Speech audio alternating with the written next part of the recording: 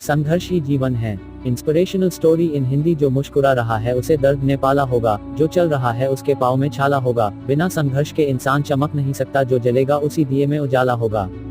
संघर्ष क्यों बचे संघर्ष से? संघर्ष ही तो जीवन की आत्मा है। जितना कठिन संघर्ष होगा उतनी ही शानदार जीत होगी। चलिए कहानी शुरू करते हैं।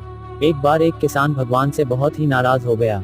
किसान बहुत मेहनती था, बहुत मेहनत से वह खेतों में अनाज उगाता, उसकी देखभाल करता, पर अक्सर उसकी फसल खराब हो जाती।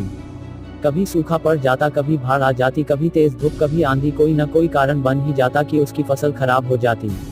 एक दिन वह किसान गुस्से में आसमान की ओर देखकर भगवान से कहा, हे ईश्वर, आपको लोग सर्वज्ञता मानते हैं कि आप सब जानते हैं, कहते हैं कि आपके इच्छा के बिना एक भी पत्ता नहीं हिलता, पर मुझे तो लगता है कि आप छोटी सी छोटी बात भी नहीं जानते।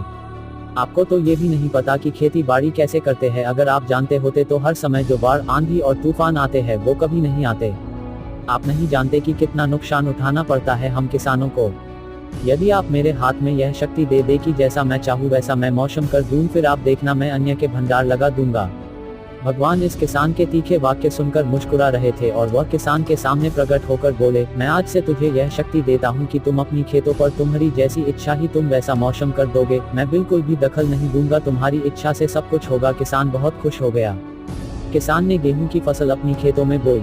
जब उसे लगा कि खेतों को धूप चाहिए तो खेतों को धूप मिले, जब पानी बरसना चाहिए तभी पानी वर्षा, आंधी, तूफान, बाढ़, कुछ भी उसने अपने खेतों पर आने नहीं दिया। किसान के खेत में इस वर्ष ऐसी फसल हुई जैसी कभी नहीं हुई थी। हरी भरी लहलहाती फसल। मन ही मन वह बहुत खुश हो गया और सोचने लगा, अब सबूत के साथ दिखाऊंगा भगवान को कि इसे कहते हैं शक्ति का सही उपयोग। मेरी सफलता देखकर उन्हें अपने नियम जरूर बदलने पड़ेंगे। कुछ दिन गुजरे, फसल कटने को तैयार हो गए। किसान बहुत उत्सुकता के साथ फसल को काटने लगा, पर जैसे ही उसकी नजर गेहूं की बालियों पर गया तो उसने अपना सिर पीट लिया और वह रोने चिल्लाने लगा। गेहूं की एक भी बाली के अंदर गेहूं का दाना नहीं था, सारी बालियां अंदर से खाली थी। किसान बहुत दुखी हो गया। उसने भगवान को रोते हुए फिर पुकारा, हे प्रभु, तुमने ये मेरे साथ क्या किया? क्या तुमने मुझे कोई सजा दी? भगवान बोले, पुत्र, ये तो होना ही था। तुमने पौधों को संघर्ष करने का मौका ही कहा दिया। ना तो तुमने उन्हें आंधियों से जूझने दिया, ना तेज बारिश से सहने दिया और ना ही धूप में तपने दिया। एक भी चुनौती का सामना तुमने उन्हें नहीं करने दिया, इसीलिए सारे पौधे अंदर से खोखले रह गए। जब आंधी, तूफान, तेज बारिश और धूप पड़ती है तभी ये पौधा अपने अस्तित्व को बचाने के लिए संघर्ष करते हैं और इसी संघर्ष से एक बल पैदा होता है जिसमें शक्ति होती है, ऊर्जा होती है। और यही ऊर्जा पूर्ति तेरे गेहूं के दानों की तरह जो नहीं फूटी, तूने उन्हें कठिन परिस्थितियों से गुजरने ही नहीं दिया जहां उनके अस्तित्व का जन्म होता।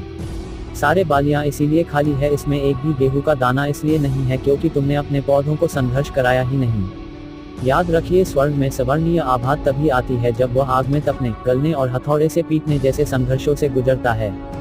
कोयले का टुकड़ा हीरा तभी बनता है जब वह उच्च दाब और उच्च ताप की मुश्किल परिस्थितियों से गुजरता है। इसी तरह यदि हमारी जिंदगी में कोई संघर्ष ही ना हो, कोई चुनौती ही ना हो, तो हम भी गेहूं की बालियों की तरह खोखले रह जाएंगे, कोई अस्तित्व नहीं होगा हमारा। विपरीत परिस्थितियां, चुनौतियां, समस्याएं हमें और अधिक निखारती है। यदि जीवन में कठिन परिस्थितियां और चुनौतियां आए तो घबराना मत, बल्कि सामना करना। विश्वास करना कि आप और अधिक निखर जाओगे और अधिक मजबूत बन जाओगे।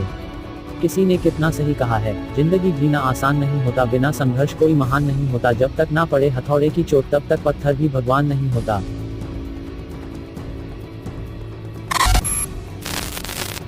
आपका विश्वास हमारी पहचान। आकाश।